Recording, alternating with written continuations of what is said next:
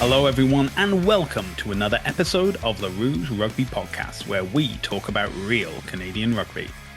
I'm Stu Hardy, joined this week by Ed Pye. Ed, we've had the final warm-up game for the Women's Rugby World Cup in Ireland. It was, at 7 a.m. Eastern, and I'm guessing 4 a.m. BC. That is a very early kickoff for women's rugby, but I was able to drag myself out of bed at 7 a.m. to catch that, and yeah, it was a pretty good game, I think overall. Um, in complete contrast to the USA match, it seemed that Canada were able to, get started, get going well, right from the blow of the whistle from the ref, setting up two tries before Delay Menin got a yellow card, and then Ireland were able to get on the board themselves. Ultimately, those points that Ireland got were minuscule compared to Canada's lead. I believe it was 5 tries scored in the first half. And then in the second half, it did seem as though that Ireland had a lot of possession, looking to convert that ball over. However, one drop of the ball, Julia Shell is all over it and getting under the post. And I think, you know, a lot of wind out of the sails of Ireland. There's always the old adage of like, if a team that's down at halftime is the first one to score after the second half, then, momentum is with them and they're willing to let go.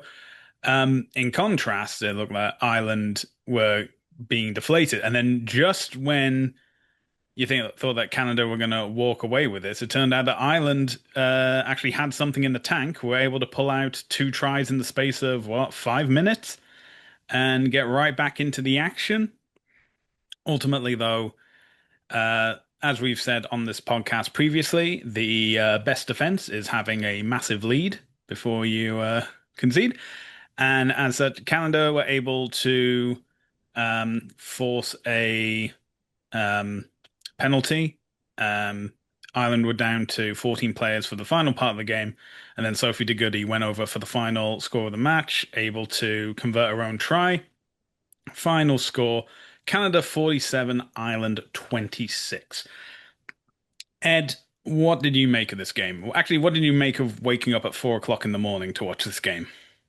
Well, you know what? I didn't actually take in the 4 a.m. start, but what I've been very happy with in terms of, I'm not sure if it's World Rugby or the broadcasters in general, but just the added amount of eyes in broadcasting that we have on women's rugby. So I was able to go back and watch a full replay of the match on YouTube, Mhm. which was put up basically just after the match. So great to be able to, not have to get up and then you can watch it later on, which hasn't been the case always in the past that you've able to been to go back, especially warm-up games before tournaments. Normally the tournaments are covered, but it's great to be able to go back and watch warm-up games like this when there's added interest for World Cup. So that was great. Bit of a messy game, I thought, from Canada. In the first, it kind of a little bit similar to the US game where they didn't start very well. The lineouts, I think they got picked off, or the first probably 5 or 6 lineouts were very messy, and they weren't able to, build their structures off of those lineouts. But just like in the US game, the one thing that I'm really excited about by this Canadian team is that they have the ability to switch it up and go to a plan B if things aren't going to plan. So Hmm. you saw in the second half, they really simplified their lineouts. They went to the front. They just completely made it a lot more simple for everybody to follow, and they ended up winning most of their lineouts in the second half. So that aspect of the game, being able to adapt to what's happening in the game in real time, that's a huge, huge part of the success of any team. And you can get that, when you've got a few more experienced players in the team. I was doing a bit of research earlier on, a little bit difficult to find stats on all of the players there. But, when they talk about winning World Cups, there's not been a lot of analysis done on the women's side. But when you talk about the men's side, you have to have a squad that's at least 27 or 28 years old, average across the team. And the least amount of caps that any team that's won a World Cup has been 622 caps. So what I could find from Canada at the moment is that their average age is 28. So Mm-hmm. fits the age profile perfectly. And they've got just over 700 caps in their team now Mm-hmm. across the squad. So that in terms of those are obviously not always going to be exactly an indicator of success, but to have that experience in the team, that amount of leadership, that amount of players who can make the right decisions and change your gameplay up, that's a really key advantage to have for Canada. Um, I was thinking about that in comparison to a team like England as well. Like a team like New Zealand have a few more younger players coming through, so their age profile is probably a bit younger. But a team like England have got a lot of experienced players there, and they're talking about being a home advantage for them as well. But the other thing about the Canadian team, 15 of those players play in England. So Mm-hmm. they're very familiar with the weather, with territory, with everything that comes from playing in England. So I don't know that that home ground advantage plays as much into England's favour as it does when you've got so many players playing there. Couple of other things I picked up from the game. In terms of that leadership, early on in the game, I love that Tessier was asking the ref, "Is that a card? Is that a card?" That kind of leadership where you're actually like pressuring the ref to look at various aspects of the opposition's game. That's high level leadership where you're actually trying to influence the game. Even if you're not in the game as much, you're trying to influence the game through the ref. So that was great. As I mentioned, they were able to clean those lineouts up, which was really good in the second half. Um, Simons, I think we might be seeing the beginnings of the best center in the world because she was lights out in that game. Her running game is incredible. She's very, very strong on her feet. She's got great vision as well. She looks to break the line and then create immediately. That's the hallmark of a really good center. You'll get centers that maybe transfer from the wing and come in and play in a bit closer. And when they make a break, they're just looking to continue on the break and continue running. Her instinct is to break the line and then look for supporting players, which is the hallmark of a really good player. So very, very excited by her. I think she might come out as one of the players of the tournament. Another couple of notes here. I mean, De Goody is having her back and having her in the starting squad is so good. You saw for Peltier's try, she was instrumental in that try, not because she did anything in the lead up to it, but the line she runs behind Peltier when she's trying to get to the line is a perfect legal blocking line. And that just comes from smarts. That just comes from experience, being able to just run that line. You're allowed to continue that line so long as you're not intentionally impeding anybody. Just to run that line is very, very smart. So those are the kind of experience plays and players that are going to see Canada do well. Canada was playing really flat. So their forward runners were running like the passes from Peltier were almost right on the line. Mm-hmm. And Ireland actually, I thought, read that quite well. So that's why the beginning of the game was a bit messy. Ireland's defense off that type of play was they read it quite well. So I'm not sure if that's going to be an ongoing tactic for Canada. When Apps came on at scrum half, they had a bit more. They kept their depth a little bit better. So not sure if that's they identified something there or if that's a difference in style of pass between the two scrum halves. But I mean, it did also allow playing that flat allows your scrum half, if your scrum half runs, that creates space for them as well. So we saw that with her first try as well. Um, and I mean, the other thing is that Ireland, I think they were very willing, but not very smart in their play. There was several times where they just kicked it back to Canada. Their tactics seemed to be, oh, we're in trouble, or we've got some possession here, and then they just booted it back. And eventually, Canada was setting up for that. They had 4 or 5 players back for the kick, and then they were setting up their attacking plays from those kicks. A couple of times when Ireland, basically Canadian players had dropped back, and the Ireland fly half didn't recognize that players had dropped back, and there was huge amounts of space right in Hmm. front to actually run the ball. So I don't know that that was the smartest tactical decision from Ireland or their fly half, but it was great from Canada to be able to identify that the main strategy for Ireland was that they were just going to kick it, and then they had players back to actually set up the counter attack there.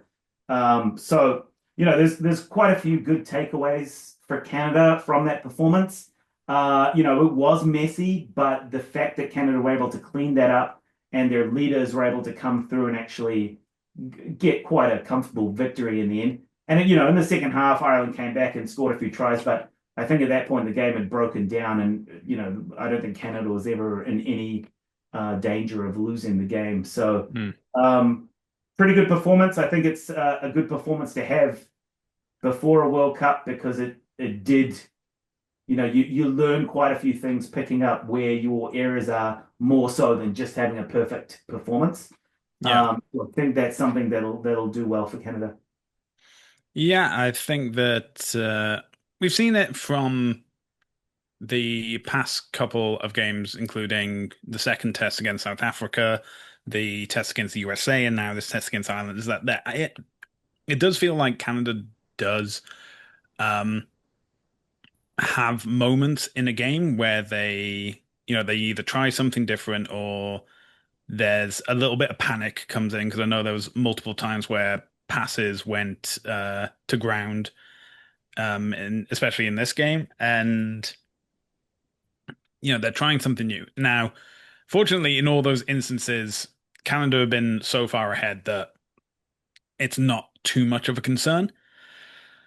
Um, but obviously, it's the World Cup. You want to be getting those try bonus points. You want to be getting that point difference because that can make all the difference come the knockout rounds of the quarterfinals and so on. And you need to just make sure that all those little deficiencies have been cleared up, so it's good to go.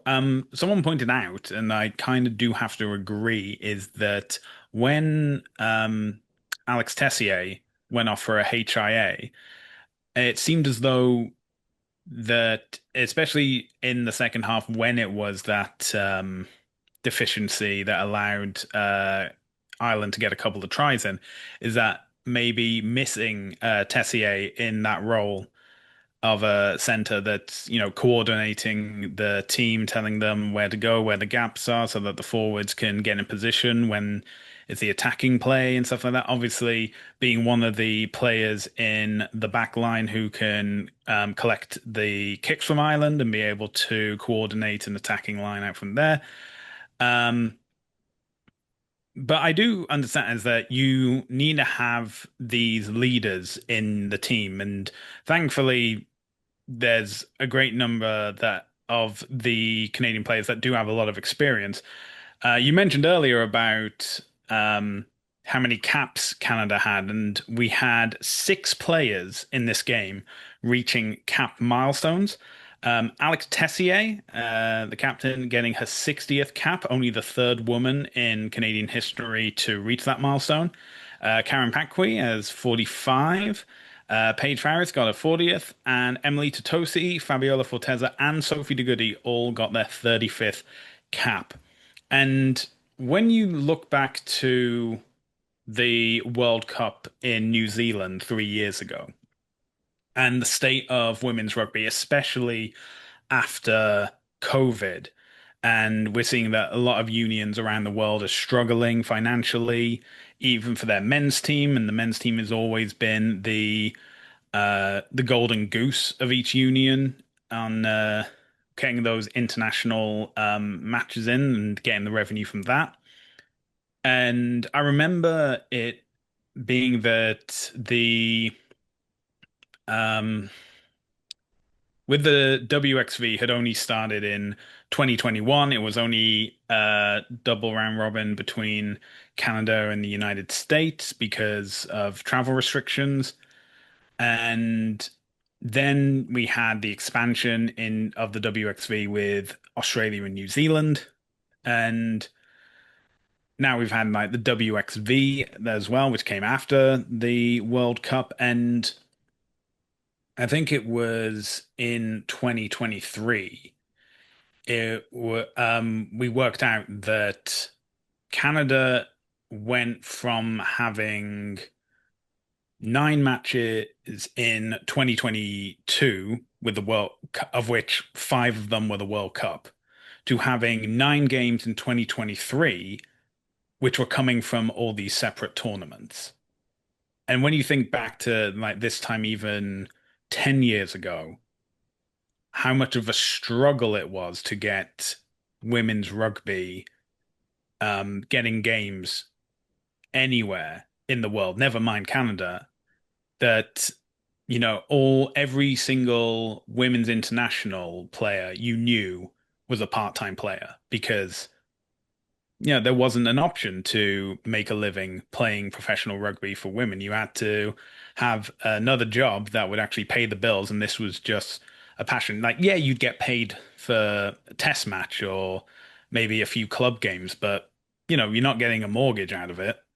It's it's pretty incredible that we are at this stage.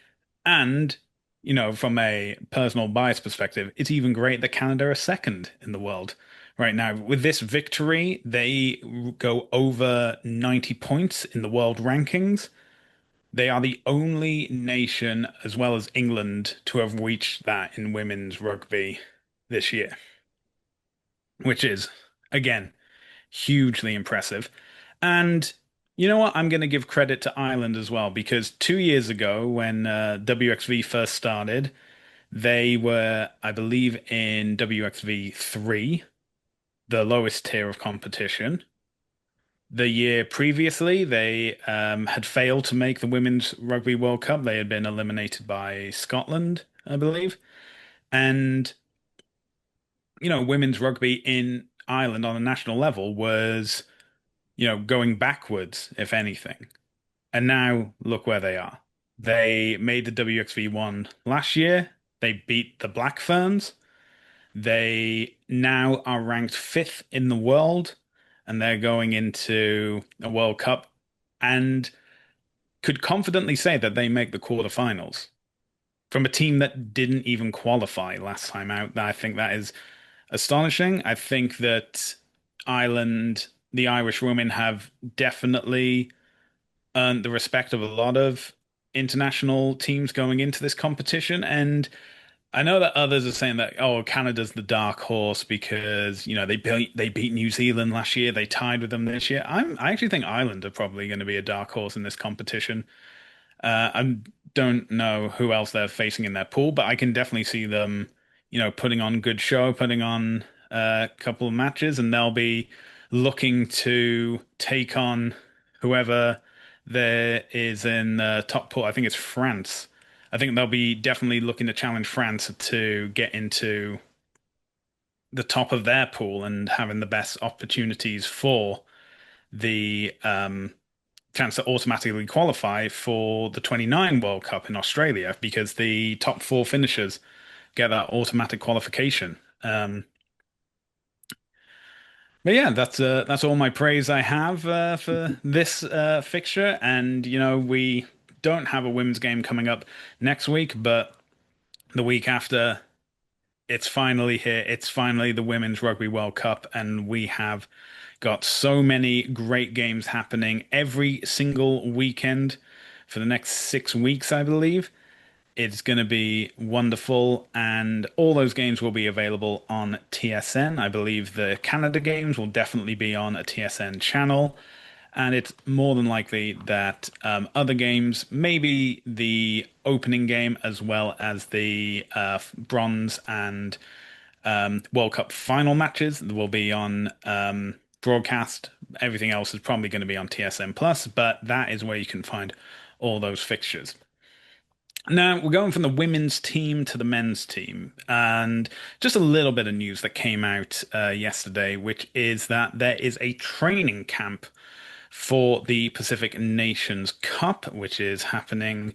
Well, it begins the same weekend as the Women's Rugby World Cup, which is very rude that they clash. But thankfully, the men's game is not on at the same time as the women's game. So, silver linings and all that. So 34 players are currently at a training camp in Calgary ahead of the Pacific Nations Cup. We have, a long list of people that have been included. 11 players who have completed in the MLR playoffs, seven from the New England Free Jacks, four uncapped players in the form of Alexander Jeanlin, Austin Crichton, Stephen Webb, and Carl Hunger, and 19 players named in training group have spent time with the Pacific Pride. So it's great to see that continued relationship going on. And, Stephen Meehan said the following: players and staff are really eager to get on the pitch and continue to build off our performances in Edmonton. I'm looking forward to seeing this squad get stuck in Calgary. Having this extra time together is extremely valuable, and there is some pressure around the place as we make our final selections for the Pacific Nations Cup. We are building strong foundations in our effort towards Rugby World Cup qualification. We have invited a mix of experienced players and new talent and looking forward to seeing what they each bring to camp. And yeah, there's a good mix of youth and experience. Interesting to note that there are no French-based players in this squad, with the exception of, I believe, Alexandre Jeanlin, who is originally from Toulouse. The thing is, and people have pointed out that because there's no French-based players in this training squad, that so, because we had Evan Olmsted for the summer series in Edmonton, so why isn't he listed here? Now, the rumor, and I want to stress at this point that it is a rumor, is that Evan Olmsted and another Canadian international that's based in the top 14 scene are at the training camp. However, because of World Rugby rules of player availability, technically no foreign league player can be in this squad until a week before the tournament starts. So the rumor is that they are already here and have been here for a week or two already. Although Olmsted has more than likely stayed here since the Edmonton series, and they are training, but they can't officially say that they're with the squad. But again, this is just a rumor. Ed, from what has been printed and what we can confirm, what do you make of the training squad and the players they've got there? Yeah, well, obviously the news article that came out took me by surprise a little bit until I did realize that it was a training squad. You know, guys like Olmsted not being there was like, whoa, this is a seems like a reduced strength squad from what we've seen in the previous games. I'm not. I mean, the backs look pretty stable. The core of those guys in the forwards are still there, minus those X factor players that can come in from other places. I'm just not sure why they would name a training. If the rumors are true, as you've Mm, stated there, why even name a training squad? Like I think people thought that that was the actual squad for the PNC. I'm not quite sure what the purpose of naming that was. If there's issues with how you name your squads and all of the rules and regulations around it, I think it might have caught a few people off guard to think, mm, oh, this is not as good a squad as we thought we were going to have for the PNC. mm. Yeah, that's when I pressed Control F and tried to find Evan Olmsted and didn't realize he was there. I was like, what on earth is going on? Then I double checked, and it does say PNC Training Camp Squad. So yeah, Yeah. very off-putting throwing it out there. We But could be on Olmsted watch. We get the fans to be on Olmsted watch for us. yeah.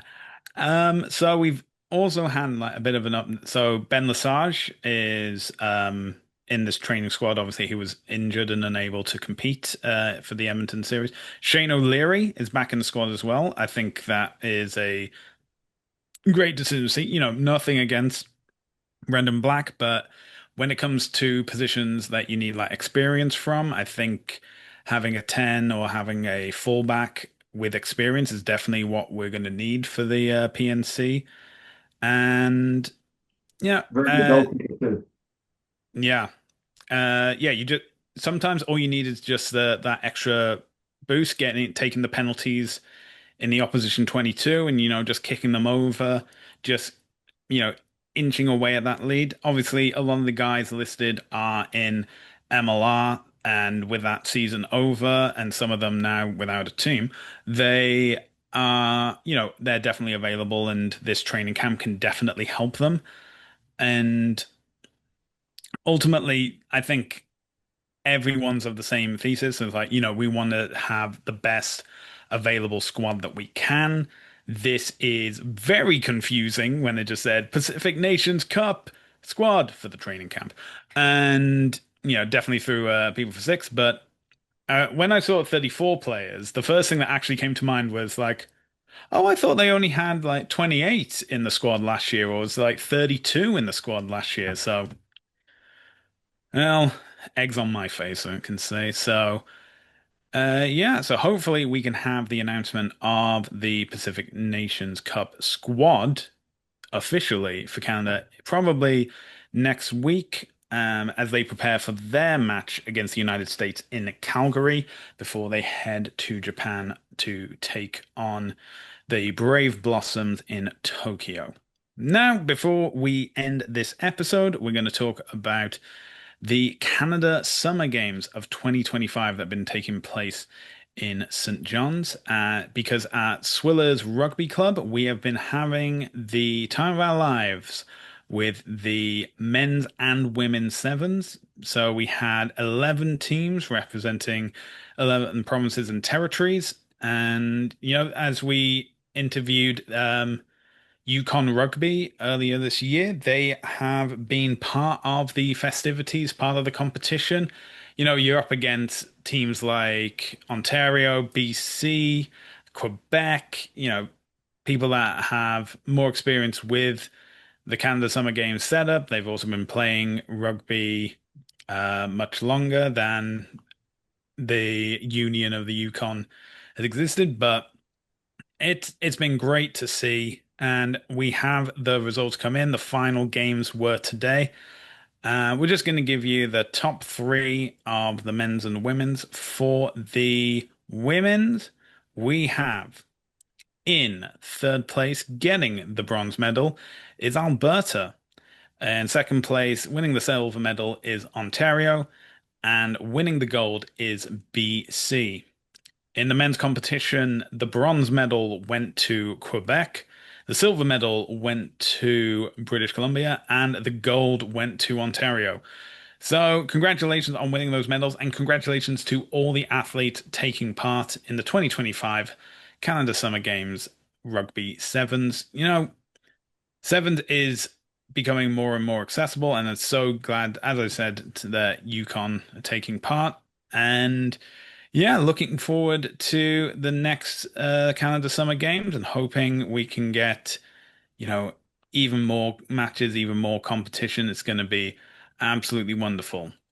Now, unfortunately, there was no streaming to be able to watch these games, so they don't have the availability that Rugby Canada do. But if you are looking forward to any of the Rugby Canada games coming up, those will be available on TSN and TSN Plus. Make sure to follow our social media, and we will keep you informed on which channels they are on.